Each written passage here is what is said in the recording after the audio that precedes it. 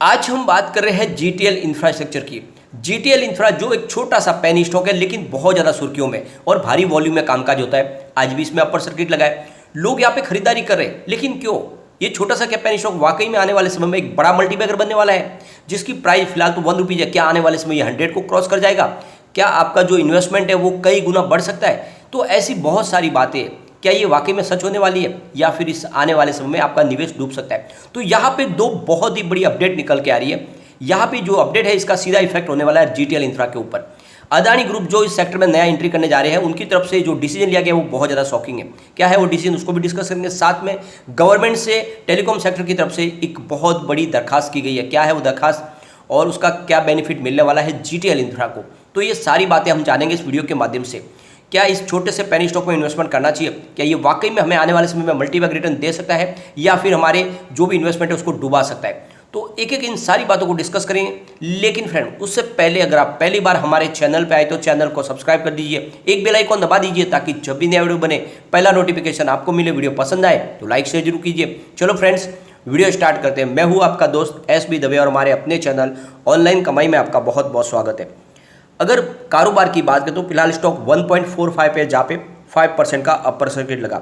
Stock ने काफ़ी अच्छा प्रदर्शन किया है, निचले लेवल से फिर से इसने बाउंस बैक दिया और अच्छी बात यह रही कि इसने ₹1 के स्तर को नहीं तोड़ा, क्योंकि ये 1.10 से इसने बाउंस बैक दे दिया 28 जून को। उसके बाद में लगातार ये दौड़ते हुए फिर से लगभग 1.45 तक पहुंच गया। एक तरह से देखें तो निचले लेवल से ₹1 के आसपास जाके ₹1.5 तक पहुंचा है। बहुत ही ज़बरदस्त इसने रिटर्न दिया है और इसीलिए लोगों को ये पसंद बना हुआ स्टॉक, क्योंकि यहाँ पे बहुत ही कम समय में बहुत ही शानदार रिटर्न मिलने की संभावना बनती है बार बार।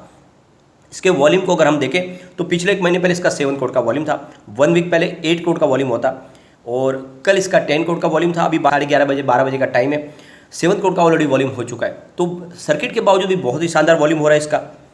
यहाँ पे इसकी परफॉर्मेंस देखें तो 52 वीक का जो लो है वो है 1.05 का और इस बार ये वापस गिरावट में 1.10 को टच करके आया है, यानी अपने 52 वीक के लो के आसपास से रिटर्न हुआ है। अब फिलहाल ये 1.45 के आसपास है, लेकिन इसका जो हाई है वो 4.05 का है, तो उस हिसाब से अभी काफ़ी नीचे। अब यहाँ पे एक बड़ी अपडेट निकल के आ रही है। दीपा यानी डिजिटल इंफ्रास्ट्रक्चर प्रोवाइडर एसोसिएशन, उन्होंने सरकार से एक दरखास्त की है कि जो टेलीकम्युनिकेशन सेक्टर के लिए जो बिजली के जो चार्ज लग रहे हैं, यानी जो इलेक्ट्रिसिटी टैरिफ है, उसको कमर्शियल की बजाय उसको इंडस्ट्रियल लेवल पे लगाया जाए। यानी एक ये इंडस्ट्रीज है तो इसके जो चार्ज है वो इंडस्ट्रीज के लेवल के हिसाब से लगने चाहिए और इस वजह से इस सेक्टर को बहुत ज़्यादा लॉस हो रहा है। तो यहाँ पे जो अपडेट निकल के आ रहा है उसके हिसाब से जो टेलीकॉम इंफ्रास्ट्रक्चर बॉडी यानी जो टेलीकॉम ऑपरेटर कंपनियां हैं, जो टावर की कंपनियां, उनकी तरफ से पावर सेक्रेटरी आलोक कुमार को एक लेटर लिखा गया है और उनसे कहा गया है कि जल्दी 5G आने वाली है और इस समय इस सेक्टर को बहुत ज़्यादा राहत की जरूरत है। इसलिए इन टेलीकॉम कंपनियों के ऊपर जो कमर्शियल कैटेगरी तक जो बिल पे की है, जो चार्ज लगाया जाता है, उसको हटा के उसको एक इंडस्ट्रीज का दर्जा दिया है, क्योंकि ऑलरेडी ये इंडस्ट्रीज है तो इनके ऊपर भी वही चार्ज लगने चाहिए जो एक इंडस्ट्रीज के ऊपर लगते हैं। और जो सर्विस इनके लिए जो अवेलेबल है वो भी 24 आवर्स इनको बिजली मिलनी चाहिए। यानी जिस तरह से कंपनियों के लिए बहुत सारी राहत होती है वही मिलनी चाहिए, न कि एक कमर्शियल चार्ज जो लगा रहे हैं उसके हिसाब से लगाए, क्योंकि यहाँ पे वो उसकी कॉस्ट भी ज़्यादा है। अगर पूरे हिंदुस्तान में देखें तो सिर्फ महाराष्ट्र एक ऐसी स्टेट है जहाँ पे जो टेलीकॉम सेक्टर है उनके लिए जो चार्जेस है वो एक इंडस्ट्रीज के हिसाब से लगते हैं और उसका बेनिफिट उनको मिलता है। तो यही कहना है दीपा के जो जनरल सेक्रेटरी है TR दुआ, उनकी तरफ से कहा गया है कि पूरे हिंदुस्तान में इनके ऊपर भी इंडस्ट्रीज के हिसाब से जो टैरिफ चार्ज लगता है वही लगना चाहिए। अगर वैसा हो जाता है तो उनको बहुत सारा बेनिफिट मिलने वाला है टेलीकॉम कंपनी को, क्योंकि अब 5G आने वाला तो इनका कामकाज बढ़ने वाला है, रोल बढ़ेगा कंपनी का। ऑलरेडी अगर आप देखें तो करीब ₹1.5 से ₹2 पर यूनिट की प्राइस में फ़र्क आता है, यानी कमर्शियल जो चार्जेस है वो बहुत ज़्यादा है। अब आप देख सकते हो कि पर यूनिट ₹2 का खर्च अगर एक्स्ट्रा बढ़ जाता है तो फिर कंपनी को कितना लोड पड़ता है और ऐसे में जो टेलीकॉम कंपनी है उनको मुश्किल हो जाती है, उनके चार्ज बढ़ जाते हैं। अगर सरकार इसको समझ जाती है और सब पूरे हिंदुस्तान में अगर जो चार्जेस है वो इंडस्ट्रीज के हिसाब से लगेंगे तो पर यूनिट को ₹2 की बचत होगी, तो आने वाले समय आप समझ सकते हो कि इन कंपनियों को कितना फायदा होगा। जो जीटीएल इंफ्रा इतना बड़ा लॉस कर रही है, 28,000 टावर का इनका नेटवर्क है, तो आने वाले समय में इनको बहुत सारा बेनिफिट मिल सकता है। एक तरह से इनके लिए एक जीवन दान हो सकता है, क्योंकि पर यूनिट ₹2 बहुत ज़्यादा हो जाते हैं। वैसे जो आने वाले समय में 5G की वजह से बहुत सारे टावर लगने हैं। यहाँ पे जो कहा जा रहा है कि 2023 तक कम से कम 12 लाख टावर लगाए जाएंगे और 2024 तक 15 लाख टावर लगा दिए जाएंगे। तो आप समझ सकते हो कि लगातार टावर बढ़ेंगे और 5G की वजह से यहाँ पे फाइबर का बिछाने का काम भी शुरू हो चुका है। तो ऐसे में इस समय बहुत ज़्यादा राहत की जरूरत है। तो सरकार से बड़ी दरखास्त की गई है कि आपको ये समय हेल्प करनी चाहिए। बड़ी अपडेट अदानी ग्रुप की तरफ से भी निकल के आ रही है। जैसे कि आपको पता ही होगा, अदानी भी अब टेलीकॉम सेक्टर में एंट्री करने जा रहे हैं। तो अदानी डाटा नेटवर्क के माध्यम से यहाँ पे बिड लगाई गई है 5G स्पेक्ट्रम की नीलामी के लिए, जो बहुत ही ज़्यादा चौंकाने वाली है। यानी जो अमाउंट उन्होंने जमा की है वो मात्र 100 करोड़ रुपीज़ है, जो बहुत ही कम है। और एक अमाउंट से पता चल रहा है कि अब कंपनी पूरी तरह से टेलीकॉम सेक्टर में एंट्री करने नहीं जा रहे, बल्कि वो सिर्फ आप देखोगे तो कुछ सर्कल के लिए, इंटरप्राइज और कैप्टिव यूज़ के लिए ही ये ऑक्शन में भाग ले रहे हैं। यानी उनकी सिर्फ कंपनीज़ के लिए जो टेलीकॉम टावर की जो सुविधा होगी वो ली जाएगी, न कि कस्टमर को इनके द्वारा सर्विस दी जाएगी। तो ये एक बड़ा निर्णय लिया गया, क्योंकि ये जो 100 करोड़ रुपीज़ का इन्होंने जो अमाउंट जो लगाया है पहले बीड के लिए, उसके माध्यम से आगे जो उनको एयरवेज मिलेगा वो मात्र 650 से लेकर 700 करोड़ का ही मिलेगा। तो आप समझ सकते हो कि ये अमाउंट तो बहुत कम है। इसका मतलब अदानी ग्रुप इस सेक्टर में पूरी तरह से नहीं आने वाले।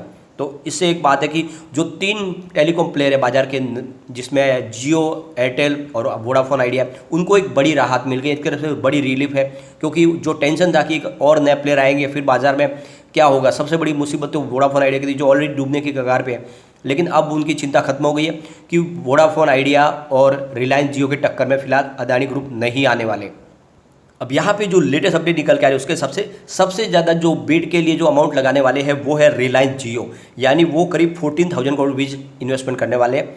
सेकंड नंबर पे भारतीय एयरटेल है, जो 5,500 करोड़ रुपीज़ का इन्वेस्टमेंट करेंगे, और वोडाफोन आइडिया 2,200 करोड़ रुपीज़ का इन्वेस्टमेंट करेंगे। तो आप देख सकते हो कि एक तरह से पूरा का पूरा एक छत्र राज्य स्थापित होने वाला है 5G के मामले में रिलायंस जियो के पास, क्योंकि उनकी जो अमाउंट है वो एयरटेल और वोडाफोन से मिलके भी डबल से ज़्यादा है। इसका मतलब आप समझ सकते हो कि रिलायंस जियो ने बड़ा प्लान बनाया, पूरे हिंदुस्तान में एक तरह से उनकी मोनोपोली होने वाली है।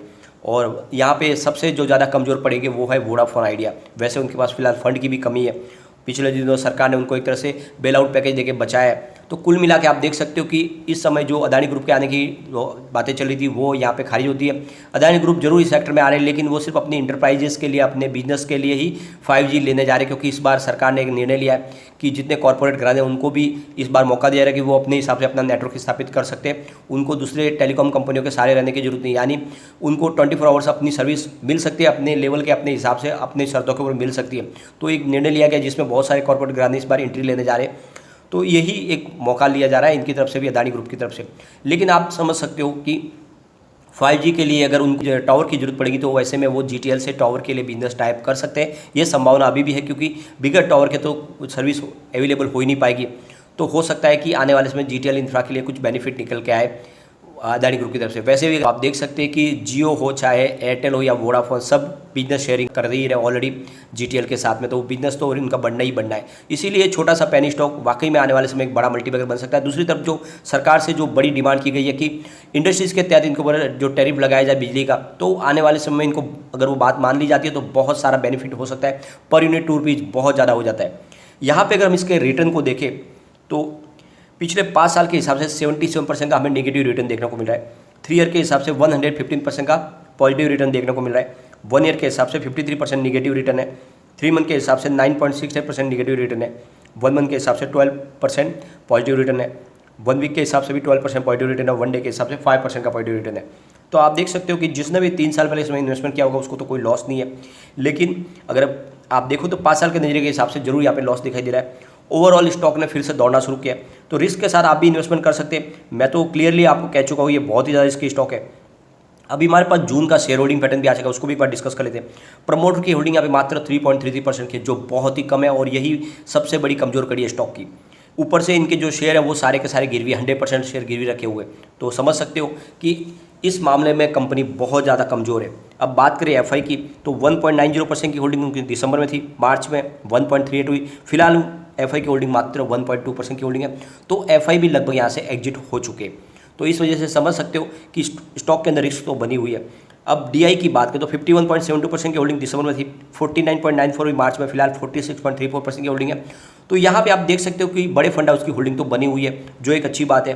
दूसरी तरफ अदर्स की बात करें तो 43.05% की होल्डिंग दिसंबर में थी, 45.35 हुई मार्च में, फिलहाल 50.21% की होल्डिंग है। तो लगभग 50% शेयर जनरल पब्लिक के पास है, जिसमें बड़े इन्वेस्टर भी जरूर होंगे। तो यहाँ पे यही है कि बस रिस्क के साथ आपको निवेश करना है। काफ़ी ज़्यादा रिस्की स्टॉक लग रहा है। या तो आपको ये 100 का टारगेट दिखा देगा, यानी आपका जो छोटा सा निवेश है आपको मालामाल कर देगा, अमीर बना देगा, या फिर जो आपका 1 रुपीज़ की प्राइस है वो भी 10 पैसे पे भी जा सकती है और आपका निवेश पूरा शून्य भी हो सकता है। दोनों तरफ की संभावना है, तो रिस्क के साथ दाव लगाया जा सकता है। वैसे संभावना ऊपर जाने की ज़्यादा है क्योंकि 5G आने वाली है और जिस तरह से गवर्नमेंट ने एक बेल आउट पैकेज दिया था वोडाफोन आइडिया को, तो नहीं लगता कि किसी भी टेलीकॉम कंपनियों के फिलहाल डूबने की कोई संभावना है। हो सकता है कि सरकार इसका अधिग्रहण करे या किसी और को सौंप देकर, ज़्यादा ये कंपनी नहीं संभाल पा रहे इनके प्रमोटर। कुल मिला के संभावना पॉजिटिव ज़्यादा है, तो रिस्क के साथ दाव लगाया जा सकता है। अब यहाँ पे कम्युनिटी सेंटिमेंट भी यही इशारा कर रहा है कि लोग यहाँ पे खरीदारी कर रहे हैं, क्योंकि 83% बाई की कॉल निकल के आ रही है, 8% सेल की कॉल है, 9% होल्ड की कॉल है। इसका मतलब 100 में से आप देख सकते हो कि कम से कम 92% लोग इसको लेना पसंद कर रहे हैं। अब एक बार हम इसके पिवट लेवल को चेक कर लेते हैं, तो यहाँ से अगर गिरावट हो जाती है तो 1.22 का फर्स्ट सपोर्ट है, ये सपोर्ट टूटा तो 1.08 तक स्टॉक जा सकता है। तीसरा सपोर्ट 1.02 का है। अब पॉजिटिव माहौल बना तो 1.42 का फर्स्ट रेजिस्टेंस है जो ऑलरेडी ब्रेक हुआ है, सेकंड अब रेजिस्टेंस आएगा 1.48 का, उसको पार करते ही 1.62 तक स्टॉक जा सकता है। तो बिल्कुल मुझे लगता है कि बुलिश जोन में स्टॉक है, आगे जा सकता है, तो निवेश थोड़ा किया जा सकता है। लेकिन फ्रेंड, कोई भी इन्वेस्टमेंट करने से पहले अपने फाइनेंशियल एडवाइजर से बाड़ी ले ले या अपना खुद का रिसर्च करें, क्योंकि मैंने वीडियो आपके एजुकेशनल पर्पज के लिए ही बनाया। वीडियो पसंद आए तो लाइक से जरूर कीजिए और चैनल को सब्सक्राइब कर दीजिए।